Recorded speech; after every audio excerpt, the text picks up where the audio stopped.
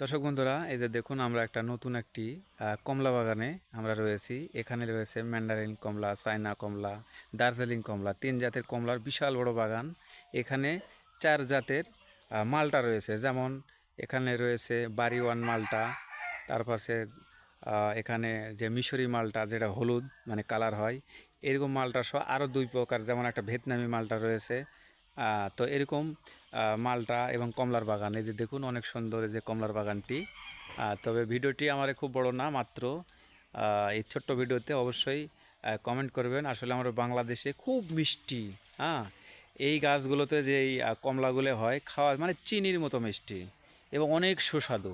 Mandarin, China এবং দার্জিলিং যে বিশেষ করে কমলাগুলো খেতে খুবই মিষ্টি, খুবই মিষ্টি। এটা হচ্ছে আমি নিজে খেয়েছি, আপনারাও আসতে পারেন, দেখতে পারেন। এই বাগানটি অবশ্যই চক শ্রীকৃষ্ণ গ্রাম, উপজেলা মান্দা, জেলা নওগাঁ। ওকে, তো সবাই ভালো থাকবেন, সুস্থ থাকবেন, অবশ্যই আপনার মতামতটি লিখে যাবেন। আল্লাহ হাফেজ।